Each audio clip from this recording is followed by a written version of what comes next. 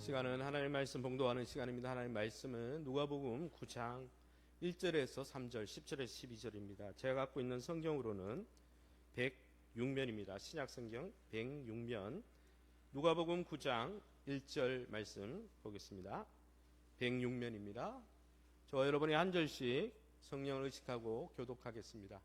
예수께서 12 제자를 불러 모으사 모든 귀신을 제어하며 병을 고치는 능력과 권위를 주시고 하나님 나라를 전파하며 앓는 자를 고치게 하려고 내보내시며 이르시되 여행을 위하여 아무것도 가지지 말라. 지팡이나 배낭이나 양식이나 돈이나 두벌 옷을 가지지 말며 사도들이 돌아와 자기들이 행한 모든 것을 예수께 여쭈니 데리시고 따로 베세다라는 고을로 떠나가셨으나 무리가 알고 따라왔거늘 예수께서 그들을 영접하사 하나님 나라의 일을 이야기하시며 병 고칠 자들은 고치시더라. 같이 읽습니다. 날이 저물어 가매 12 사도가 나와 여짜오되 무리를 보내어 두루 마을과 촌으로 가서 유하며 먹을 것을 얻게 하소서. 우리가 있는 여기는 빈들이니이다. 아멘. 옆 사람 축복합니다. 하나님 특별히 사랑하십니다. 하나님이 돌보실 것입니다. 염려하지 마세요. 할렐루야. 오늘의 말씀의 제목은 좀 길어서 앞에 부분을 뗐는데 한번 따라할까요? 하나님 나라 전혀 다른 방식의 삶. 그런 제목으로 전혀 다른 방식의 삶, 하나님 나라 전혀 다른 방식의 삶이라는 제목으로 말씀을 함께 나눌 때 저와 여러분에게 놀라운 하나님의 은혜가 있으시기를 예수님 이름으로 축원합니다. 오늘 누가복음 9장 1절에서 우리 다 읽지 않지만 1절에서 17절까지 본문을 제가 설교하려고 하는데 이 1절에서 17절 본문을 읽어보면 여러분이 어릴 적부터 잘 알아온 오병이어 본문이 나오고 있습니다. 이 오병이어 본문은 마태, 마가, 누가, 요한이 다 다루고 있을 만큼 예수님의 기적 가운데 굉장히 중요한 기적이죠. 그런데 가만히 이 1절에서 17절을 읽어보면 1절에서 6절은 12 제자를 통해 하나님 나라 사역을 진행하십니다. 예수님이 12 제자를 파송하셔서 하나님 나라 사역을 하시죠. 그리고 7절에서 9절을 읽어보면 이 12 제자를 통해서 하나님 나라 사역이 막 부흥이 일어나니까 갈릴리 지역에 부흥이 일어나니까 갈릴리 분봉왕이었던 이 헤롯이 당황하고 있는 모습을 그리고 있습니다. 그리고 10절에서 17절은 이제 파송한 제자들이 돌아왔어요. 이제 저녁에 돌아와서 사역 보고를 하죠. 사역 보고를 하고 이제 쉬려고 베세다 광야, 베세다는 들녘입니다. 빈들입니다. 사람이 없어요. 지금도 가보면 그건 들판이죠. 그 들판에 가서 기도하고 쉬려고 가셨는데 이 예수님을 소문을 거리로 가신다는 소문을 어떻게 들었는지 엄청난 무리가 밀려와가지고 쉬지도 못하고 예수님이 계속 밤늦게까지 하나님 나라를 가르치시다가 어떤 일이 있었습니까? 이제 차도 끊기고 다 끊기니까 오병이어로 먹으신 사건이 드디어 등장하는 이런 내용입니다. 이게 오늘 본문이 특별한 이유는 뭐냐면 누가복음 8장과 9장이 대비가 되는데 이 8장에 읽어보면 똑같은 이야기가 나오는데 8장에는 예수님이 직접 하나님 나라를 선포하세요. 직접 병을 고치세요. 그런데 이 9장에는 어떻게 되느냐? 하나님이신 하나님의 아들이신 예수님이 직접 하던 이 사역을 누구에게요? 12 제자에게 권위를 주시고 파송하심으로 이제는 예수님이 하시지 않고 예수님의 제자들이 하나님 나라 사역을 하나님 나라를 선포하고 병을 고치고 귀신을 쫓아내는 사역을 예수님 대신 하고 있더라는 거예요. 이 본문은 우리에게 의미하는 바가 큽니다. 왜냐하면 우리도 하나님 나라 백성으로 부름받았고 예수님의 제자도 부름받았는데 우리가 하나님 나라 백성으로 살아가면서 어떤 일이 있는지 이 본문이 우리에게 잘 이야기해 주고 있기 때문이죠. 그러면 예수님처럼 하나님 나라를 전파하고 증거하는 주의 제자로 부름받은 우리 교회와 성도가 어떻게 이 땅에서 제자답게 하나님 백성답게 살 수 있을까요? 그것을 오늘 본문을 통해서 우리는 알 수 있는 것입니다. 첫 번째 오늘 본문을 통해서 우리에게 주는 메시지는 무엇이냐 하면은 우리 넘겨주세요. 이 본문을 통해서 우리에게 주시는 메시지는 눈앞의 상황에 대한 이 두려움이 각종 두려움이 우리가 하나님 나라 백성다운 삶을 살지 못하도록 조장하고 있음을 늘 주의해야 한다는 거예요. 우리 안에 있는 여러 가지 불안과 두려움의 요소가 우리가 신앙생활을 잘하지 못하도록 만든다는 거예요. 우리는 그것을 항상 기억하고 인지해야 한다는 거예요. 거기서 벗어나야 한다는 것이죠. 사실 이 누가복음은 내러티브 본문입니다. 내러티브라는 말은 뭐냐면 이야기체 본문이에요. 창세기처럼. 목사님 그게 뭐 중요합니까? 내가 받을 교훈만 받으면 되지. 그렇지 않습니다. 초대교회 터툴리안이나 크리소스톰이라는 이 설교자들의 설교, 저는 성경 해석학을, 설교학을 전공했기 때문에 그 역사, 교회사를 연구해 보면 그들도 장르에 따라 이야기체인지 시체인지에 따라서 설교 방법을 달랐어요. 초대교회도 설교를 그렇게 다르게 했어요. 뭐 시를 보나 이야기체를 보나 서신서 강화처를 보나 뭐 똑같이 설교한 게 아니라는 거죠. 중세시대 칼빈도 설교에 있어서 장르가 중요하다. 이야기체인지 시체인지 거기에 따라 본문을 접근하는 방법이 다르다 했습니다. 그런데 이 이야기체는 그러면 어떻게 우리가 읽어야 되느냐? 우리가 소설을 읽듯이 읽으면 됩니다. 소설에 뭐가 중요합니까? 3대 요소가 중요하죠. 플롯이라고 해서 인물, 사건, 배경이 어떤 사건의 그 안에 있는 갈등을 통해서 전개되고 있는지를 보면 그 전체 흐름을 읽을 수 있는 거지. 우리가 교훈되는 한 구절만 딱 뽑아가지고 읽는다. 그러면 굉장히 본문을 오염시키거나 왜곡시킬 수 있어요. 그럼 오늘 이 본문을 통해서 우리가 이 본문을 대할 때, 아유, 목사님, 교훈이 뭡니까? 그 당장 거기 가기 전에 이 본문에 깊이 박혀 있는 갈등 요소는 무엇일까요? 두려움의 요소는 무엇일까요? 제자들이 파송받으면서 두려워했던 요소는 무엇일까요? 첫 번째는 제자들은 생계에 대한 두려움이 있었다는 거예요. 우리도 마찬가지예요. 예수님의 제자로 살아가면서 생계에 대한 두려움 때문에 우리가 신앙생활을 머뭇거릴 때가 있다라는 것이죠. 제가 성경을 읽어보겠습니다. 예수께서 쉬운 성경입니다. 말씀하셨습니다.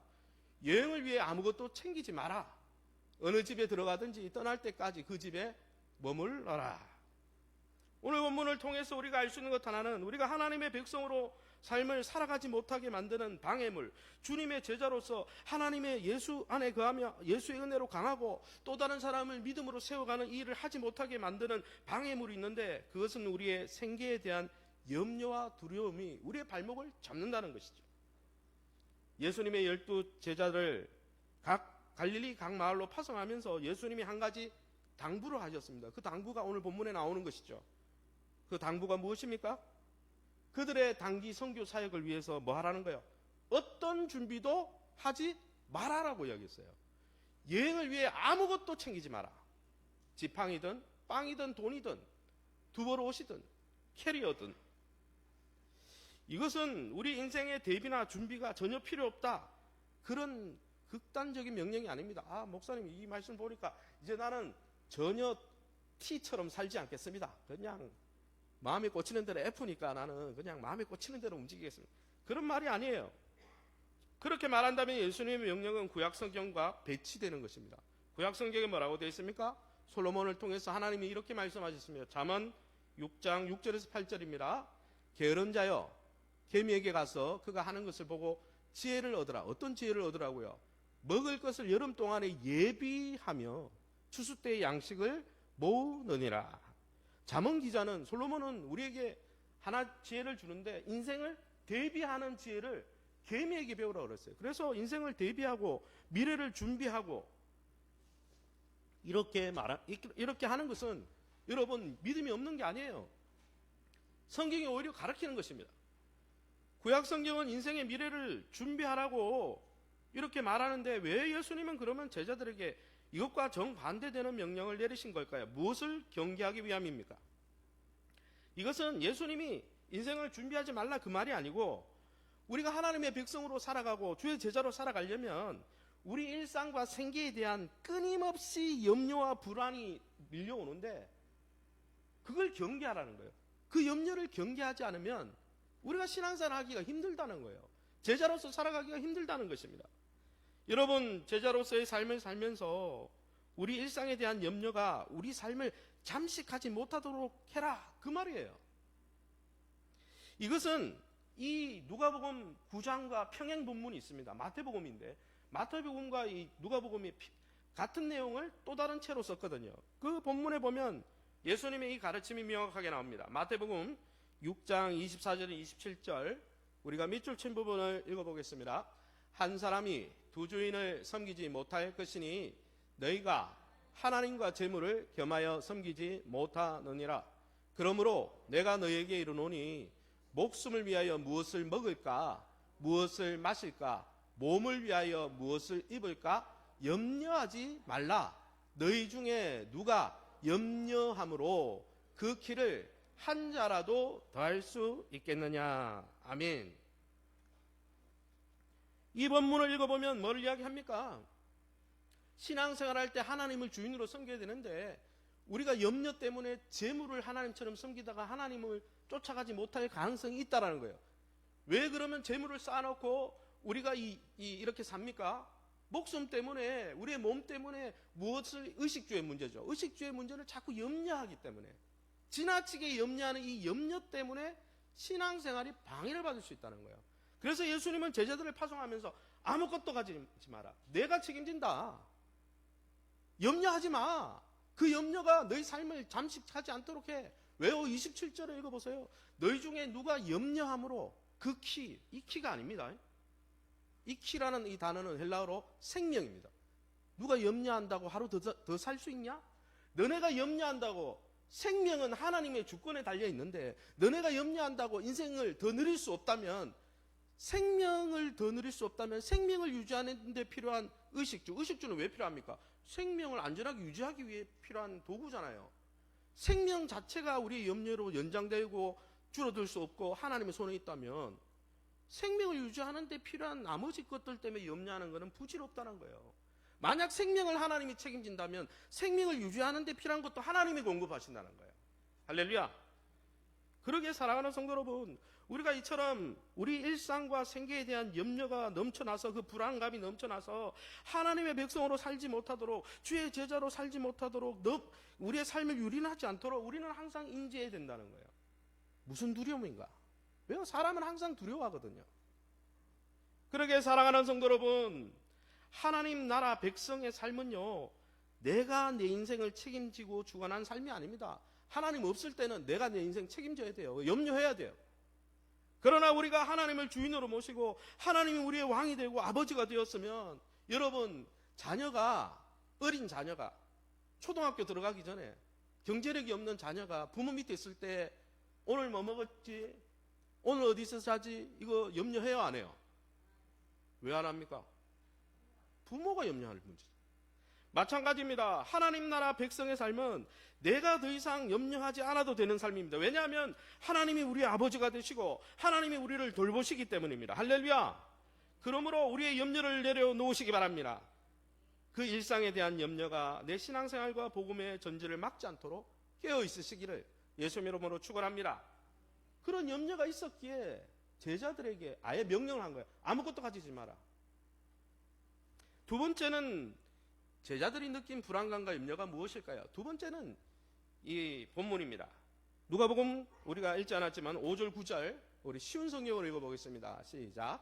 만일 너희를 받아들이지 않으면 그 마을에서 나올 때에 내 발에서 먼지를 털어버려라.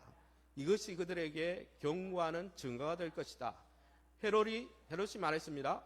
내가 요한의 머리를 잘랐는데 이런 소문이 들리는 그 사람은 누구인가? 아멘.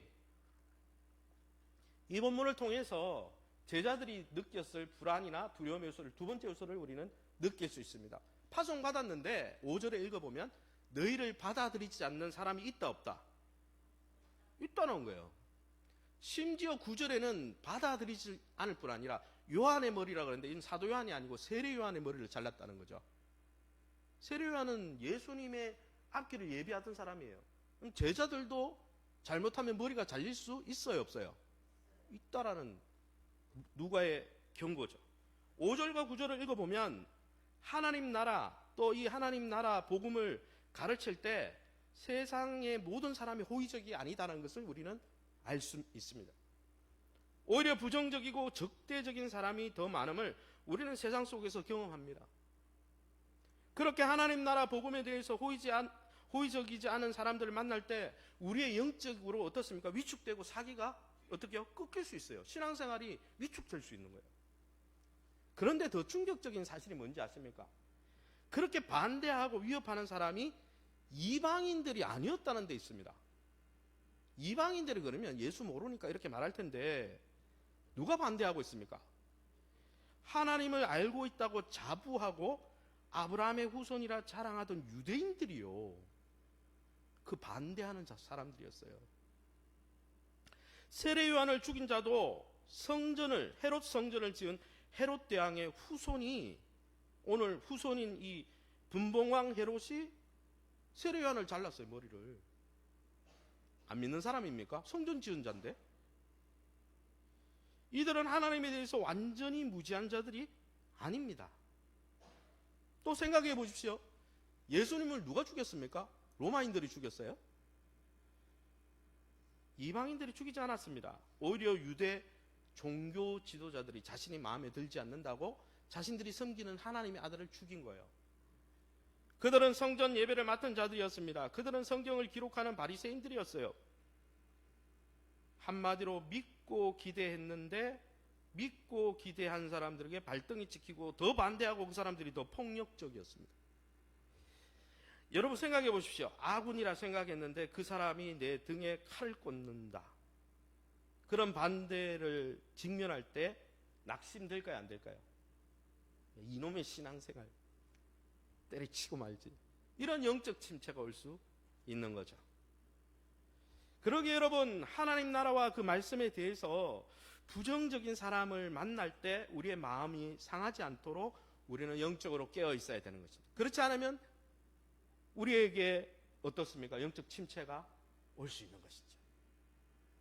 세 번째는 제자들이 불안해했을 불안 요소가 무엇일까요? 세 번째는 이런 것입니다. 세 번째는 이 누가복음 9장 10절 11절이면 우리 함께 읽어봅니다. 시작. 사도들이 돌아와 자기들이 행한 모든 것을 예수께 여쭈니 데리시고 따로 벳세다라는 고을로 떠나가셨으나 무리가 알고 따라왔거늘. 이 본문의 세 번째 불편함이 있는데, 그 불편함은 내 인생 계획과 다른 상황이 펼쳐질 때 불편함입니다. 세 번째, 주님의 백성, 하나님의 백성으로 삶을 사는 것을 어렵게 만드는 것은, 내가 계획했는, 저는 T거든요. ESTJ인데 T는 계획해야 되잖아요. 계획에서 어긋나면 막 화도 나고 포기해버립니다. 그런 스타일이에요.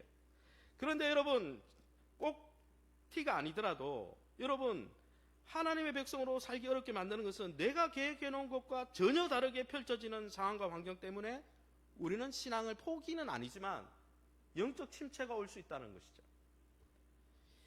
여기 오늘 본문에 보면 그 상황이 나옵니다. 12제자들이 사역을 마치고 돌아왔습니다. 10절이죠. 오병이어가 일어나기 전 본문입니다. 모든 사역을, 앞에 있는 1, 2, 3, 4, 5절에 있던 사역을 다 끝내고 이제 저녁에 돌아와서 보고할 일만 남았어요. 이제 보고하고 뭐 하면 됩니까? 쉬면 돼요. 사역을 충분히 했기 때문에.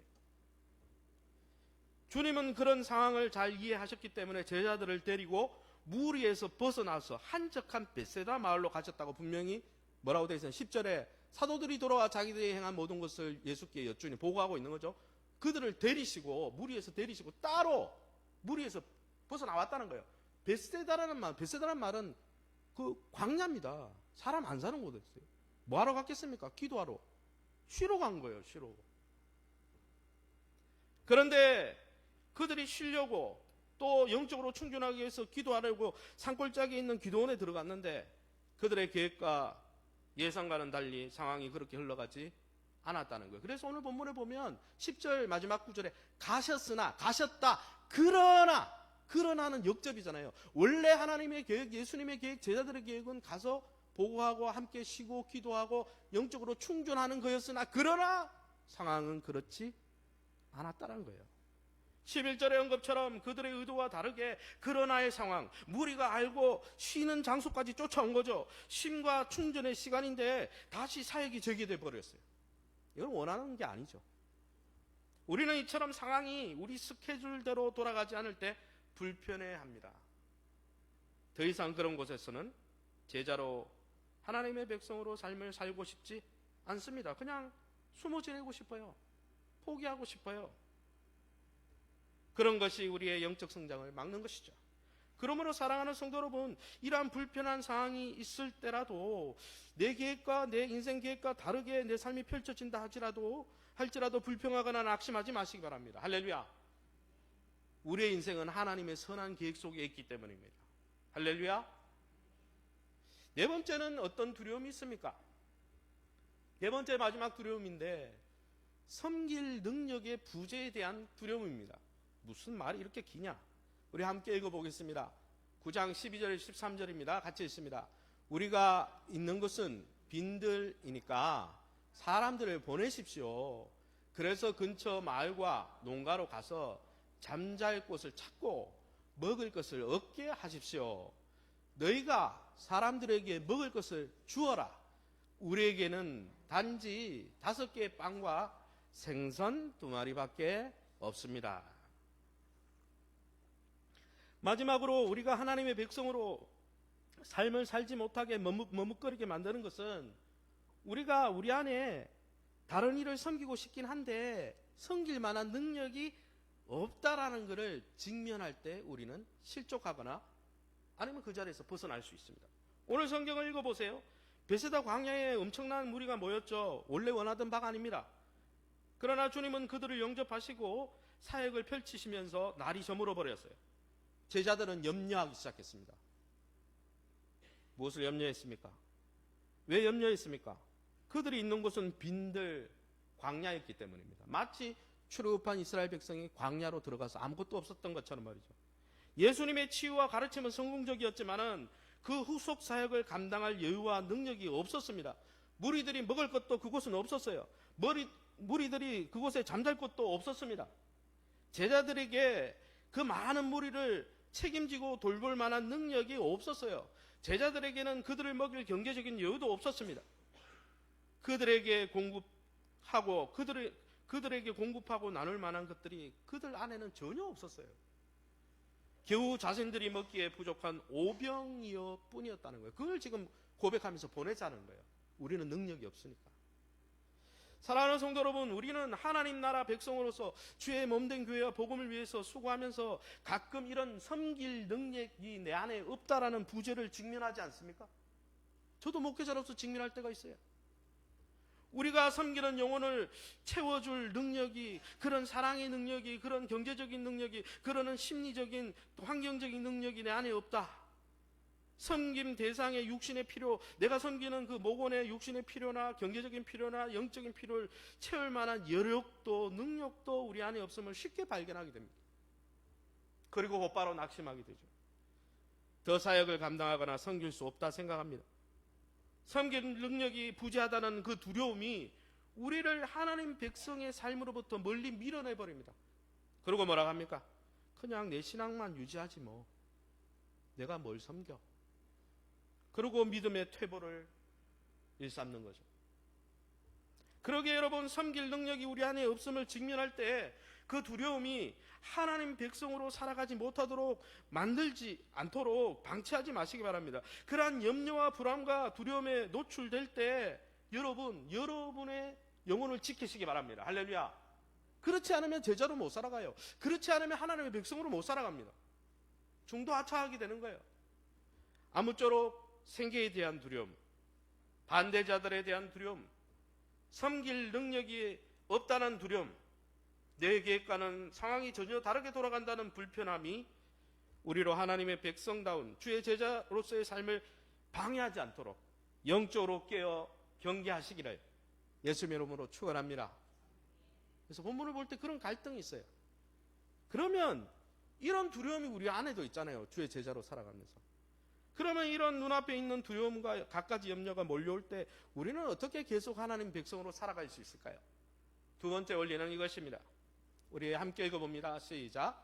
이런 두려움 앞에서도 하나님 나라를 누리는 비결은 하나님의 선한 공급과 인도를 믿고 순종하는 것입니다. 아멘.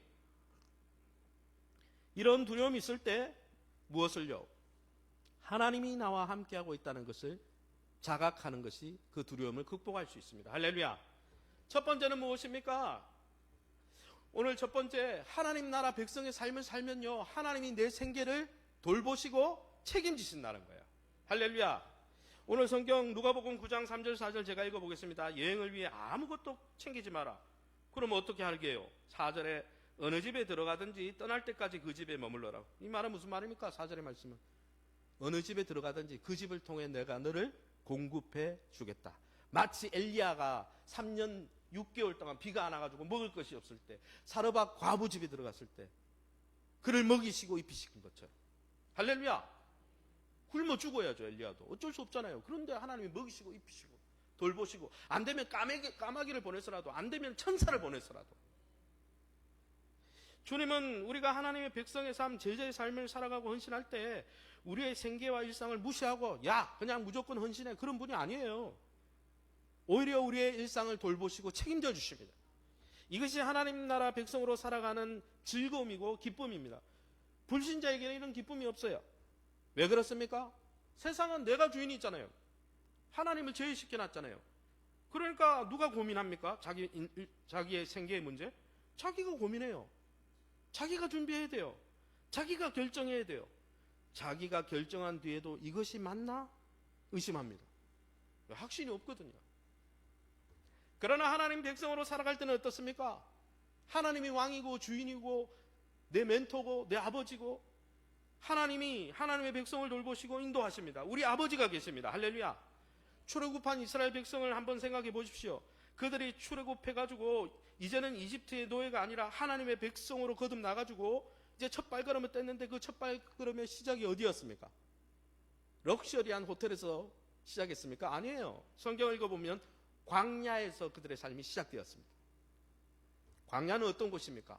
오늘 나오는 베스다 광야처럼 생존에 필요한 그 어떤 것도 얻을 수 없고 비축할 수 없는 곳이 광야입니다. 지금도 가보면 선인장과 뱀과 정갈만 있습니다. 나중에 여행 한번 우리 교인들과 한번 갈 기회가 있으면 좋겠는데요. 식수인 물조차 구하기가 힘듭니다. 중동에는 물 1리터가 석유보다 비쌉니다. 여러분, 식수조차 구할 수 없고 뱀과 정갈만 있고 얻을 것이 없고 비축할 수 없는 그곳에서 그들이 하나님 나라 백성으로 처음 살아가게 됩니다. 마치 가나안 여행을 위해 아무것도 챙기지 않는 것이죠. 마치 오늘 예수님의 제자들이 아무것도 챙기지 말라고 한 것처럼 광야에서 시작했어요. 이것이 의미하는 바가 많이 있습니다. 그런데 여러분 생각해 보십시오. 출애굽해가지고 200만 명이 출애굽했는데 식수도 없어요. 수도가 있는 것도 아니에요. 또 밤에 얼마나 추운지 아십니까? 엄청난 추위가 있죠. 낮에는 40도가 넘어갑니다. 일사병이 걸릴 수 있어요. 물은 없고 먹을 것이 없습니다. 제가 여쭤보겠습니다. 그런 어려운 광야 환경 속에서 40년간 목말라 죽은 사람이 있었습니까? 굶어 죽은 자가 있었나요? 더위 먹어서 죽은 사람이 있습니까? 광야의 추위로 동사했다는 기록 봤습니까?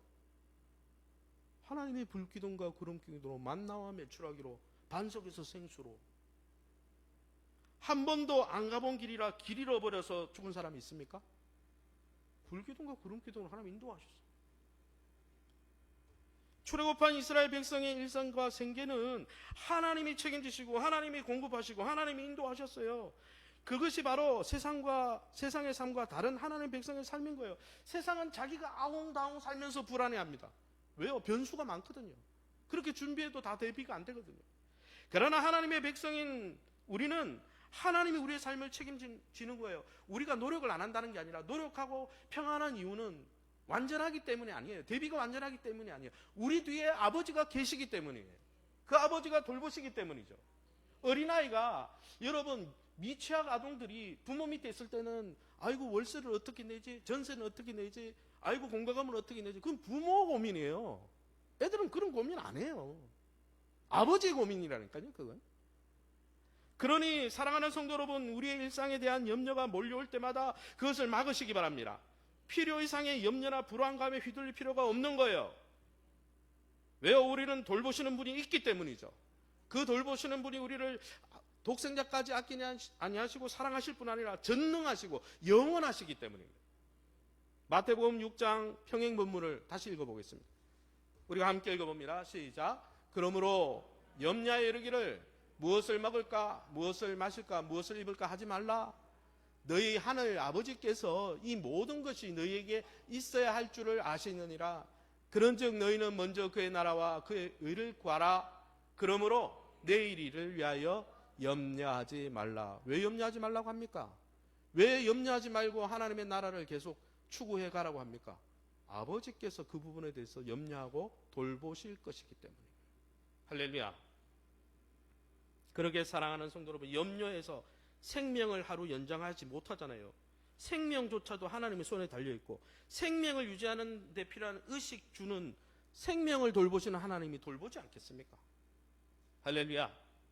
두 번째는 무엇입니까? 무슨 염려가 있다고 그랬죠? 우리가 신앙생활 할 때 반대자들이 우리를 위협할 때 여러분 염려하지 마시기 바랍니다. 왜냐하면 하나님이 그들로부터 우리를 보호하시고 그들이 결국은 돌아서지 않을 때 분명히 심판하실 것이기 때문입니다. 할렐루야.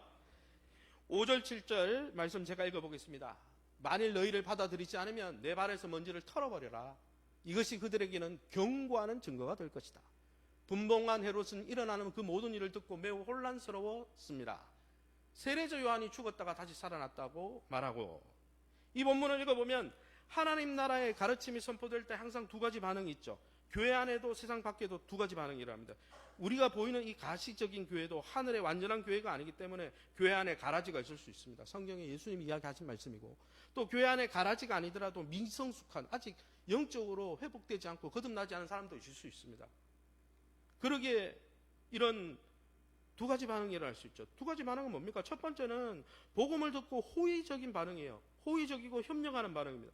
두 번째는 또 다른 반응은 뭐냐 하면 반대하고 협력하지 않는 거죠. 그 사람이 거듭 안 났든지 미성숙하든지 아니면 아예 가라지든지 아니면 세상이 이방인이든지 어쨌든 그러한 반대 반응이 있습니다. 반대하는 사람들은 심지어 헤롯 왕처럼 생명을 위협하기까지 하죠.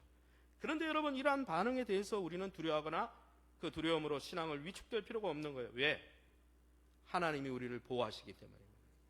하나님이 자기 백성들을 보호하시고 대적하는 자들을 반드시 심판하시기 때문입니다. 그리고 반대하고 협조하지 않는 자들에 대해서, 그래서 오늘 성경을 보면 너희를 받아들이지 않으면, 너희를 영어로 웰컴이거든요. 너희를 환영하지 않고 기쁘게 받아들이지 않으면 그냥 발에서 먼지 털어버려라. 경고하는 거죠. 하나님이 심판한다는 경고죠. 실제로 어땠습니까? 오늘 읽은 우리 7절에 나오는 분봉한 헤롯, 이 분봉한 헤롯은 세례요한을 참수한 헤롯 안티파스를 이야기합니다. 헤롯 안티파스는 실제로 로마 황제 갈리굴라에 의해서 유배당한 그 지역에서 삶을 마감해버렸습니다. 역사에 나와요. 그리고 이 사람만 이 제자들을 협박한 게 아니고 예수님 승천한 이후에 12제자들을 위협하고 사도 야고보를 죽인 헤롯 아그리파 1세가 있습니다. 이 헤롯 아그리파 1세는 어떻게 됩니까? 하나님이 심판해버렸어요. 사도행전 12장 1절입니다. 우리 함께 읽어보겠습니다. 시작. 헤롯 아그리파 왕은 교회에 속한 몇 사람을 박해하려는 계획을 가지고 그들을 사로잡았습니다. 그는 요한의 형제 야고보를 칼로 죽였습니다. 그러나 주님의 천사가 즉시 헤롯을 내리쳐서 헤롯은 벌레에 먹혀 죽고 말았습니다. 믿는 사람이 많아졌습니다. 헤롯이 광장에 나와서 하나님께 영광을 돌리지 않고 사도들을 죽이고 사도 야고보를 칼로 죽이고 또 다른 사람을 죽이려고 베드로를 감옥에 넣고 이랬죠. 그가 연설하다가 어떻게 됐습니까? 하나님이 치셔서 벌레가 먹어서 그대로 아주 평화로운 죽음이 아니죠. 그냥 생로병사의 죽음이 아니에요. 심판이에요. 원심판. 그러게 여러분, 우리는 세상의 어떤 권세와 세력이 하나님 나라에 대해서 거부하고 방해하고 잘 때 그것 때문에 낙심할 필요가, 위축될 필요가 없습니다. 왜냐하면 세상의 어떤 세력과 권세도 하나님의 권세와 능력에 맞설 수 없기 때문입니다. 그래서 주기도문에 예수님이 마지막에 가르치는 주기도문의 끝이 뭡니까? 대개 나라와 권세와 영광은, 세상에 있는 나라와 권세와 모든 영광은 누구에게 있어요? 아버지께 있나요? 하나님 손에 있다는 거예요. 할렐루야. 그러니 하나님의 보호하심과 심판하심을 믿고 대적하는 자들의 눈치를 보지 마시기 바랍니다. 담대히 하나님의 백성다운 삶을 살아가시기를 예수님 이름으로 축원합니다. 마지막으로 그러면 어떤 두려움이 있었습니까? 세 번째는 우리가 섬길 능력이 없다 그랬잖아요. 그러나 염려하지 마시기 바랍니다. 하나님이 저와 여러분에게 섬길 능력과 권위를 부어주십니다. 할렐루야. 우리가 함께 읽어봅니다. 같이 읽어보겠습니다. 시작. 귀신을 이기고 병을 고치는 능력과 권세를 주셨습니다. 너희가 사람들에게 먹을 것을 주어라. 빵 5개와 생선 2마리를 들고 하늘을 우러러 보며 감사 기도를 하셨습니다. 그런 후에 제자들에게 떼어주며 사람들 앞에 내놓도록 하셨습니다. 그들이 섬길 수 있도록 도와주셨습니다. 마지막으로 여러분, 우리가 예수 은혜 안에 강하고 내가 뭔데, 내가 바울도 아니고 디모데도 아닌데 충성된 사람을 어떻게 세우고 또 안 믿는 사람을 어떻게 세우고 나는 능력이 없습니다. 그렇게 낙심할 필요가 없는 겁니다. 왜냐하면 우리 안에 다른 일을 섬기고 세상을 섬길 능력이 우리 안에는 없지만 하나님의 때에 하나님의 방법으로 하나님이 반드시 부어 주시기 때문입니다. 할렐루야. 사실 아무런 능력 없는 제자들에게 1절 말씀을 읽어보면 능력과 권세를 주셨다 그랬어요. 오늘 성경 읽어보면 귀신을 이기고 병을 고치는 능력과 권세를 주셨습니다. 여러분, 귀신을 이길 능력을 주십니다. 할렐루야. 병을 고치는 능력과 권세를 우리에게 주십니다. 할렐루야. 만나고 섬기는 영혼들의 문제를 해결할 능력을 부족한 우리에게 부어 주십니다. 이것 때문에 사역을 하는 거예요. 게다가 여러분, 베스다 광야에서 원래 자신들은 쉬려고 했는데 갑자기 엄청난 무리가 몰려왔을 때 제자들이 당황할 때 어떻게 하셨습니까? 너희가 먹을 것을 주라 했는데 제자들의 대답은 뭐냐면 5병이어밖에 없습니다. 우리에게 능력 없어요, 주님. 그러면 아까는 낮에는 그러면 지금 능력 있었어? 귀신 쫓고 있어요? 하나님 능력 조가했지. 그래서 오늘 본문에도 읽어보면 어떻게 합니까? 5병이어를 받으시고 축복 감사 기도를 하시고 하늘의 창조의 능력, 하나님의 창조의 능력으로 5병이어로 남자만 5,000명이니까 여자 아이들 치면 2만 명을 먹인 것이죠. 누가요?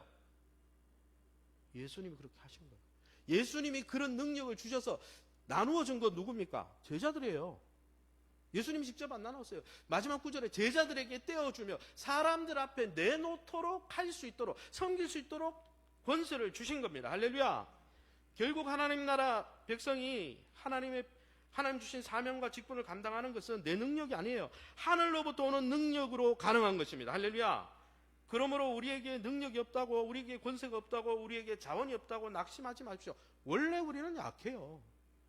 우리 약할 때 강하게 하시는 하나님의 능력 때문에 우리가 쓰임받는 거야. 할렐루야. 우리의 자원과 능력은 하늘로부터 공급되는 거지 내 안에 능력이 있는 게 아니에요. 나도 불완전한데 누구를 가르칩니까? 게다가 1절에 나오는 이 본문에 나오는 능력과 권세를 주셨다, 이 단어, 주셨다라는 이 단어가 헬라어 원문에 이 주셨다는 단어가 어디에 많이 나오는지 제가 컨코던스, 이 단어가 무슨 형, 파싱하면 무슨 형, 수동형, 1인칭, 3인칭, 직설법 이렇게 우리가 파싱을 하거든요. 그 단어가 어디에 사용됐는지 제가 신약 성경을 컨코던스라는 사전을 통해 찾아봤어요. 이 주셨다는 단어에 가장 많이 사용되는 게 뭐냐? 하나님께서 우리를 위해 독생자를 내어 주셨다 할 때 이 단어가 가장 많이 사용된 거예요. 이 말은 예수님이 우리를 위해서 자기의 아끼는 독자까지 내어 주셨다면 우리에게 다른 것을 선물로 주지 않겠습니까? 당연히 주신다는 거예요. 할렐루야. 그래서 로마서 8장 31절에 32절에 사도 바울은 이것을 이렇게 고백했잖아요. 우리가 함께 읽어봅니다. 시작. 하나님께서 우리 편이시라면 누가 우리를 대적하겠습니까? 자기 아들까지도 아끼지 않고 우리 모두를 위해 내어주신 분께서 그 아들과 함께 우리에게 모든 것을 은혜로 주지 않으시겠습니까? 여기 주신 이 단어가 그대로 써있거든요. 사랑하는 성도 여러분, 예수님까지 부어주셨다면 나머지 능력과 권세는 그냥 보너스로 줄 믿습니다. 그래서 우리가 섬길 때 나는 약해요. 원래 약해요. 약한 줄 알아요. 저도 약해요. 약한 게 못 섬기는 이유가 될 수 없습니다. 이제 말씀을 정리하겠습니다. 사랑하는 성도 여러분, 하나님의 백성은 세상의 방식과 다른 삶을 삽니다. 세상은 자기가 주인이고 돌보는 자가 없기 때문에 내가 인생의 주인이 되어서 내가 대비하고 내가 막 조급해하면서 두려워하면서 준비하고, 그렇게 준비하고 나서도 인생의 변수 앞에서 속수무책 무너져 내리는 게 세상에 살아가는 방식입니다. 그러나 하나님을 인생의 주인으로 아버지를 모신 사람에게는 늘 평안과 평강이 있습니다. 모든 게 준비됐기 때문에 아니에요. 인생의 깊은 불안과 두려움으로부터 자유함이 있습니다. 왜 그렇습니까? 우리를 돌보시는 분이 전능하시고 우리를 사랑하시고 영원하시기 때문입니다. 할렐루야. 그러므로 사랑하는 성도 여러분, 하나님의 백성의 삶, 주의 제자의 삶을 머뭇거리게 하는 내 인생의 두려움이 뭔지 살펴보시고 인지하시고 그것을 믿음으로 선포하시기 바랍니다. 그 두려운 부분이 있다면 조목조목 적어가지고 여러분을 돌보시는 하늘의 왕께 기도로 아뢰시기 바랍니다. 베드로 전서에 너희는 염려하지 말고 기도와 간구로 아뢰라 그랬잖아요. 왜요? 친히 그가 너희를 돌보심이라고 그랬잖아요. 자기중심적인 세상과 전혀 다른 하나님께 맡기고 의지하는 삶을 통해서 세상의 온갖 두려움과 불안한 요소가 밀려올 때라도 그 두려움을 뛰어넘어 하나님의 백성의 평강의 삶을 누리시고 또한 주의 제자로서 우리는 연약하지만 또 다른 사람을 복음 가운데 세워가는 멋지고 복된 삶을 사시기를 예수님의 이름으로 축원합니다.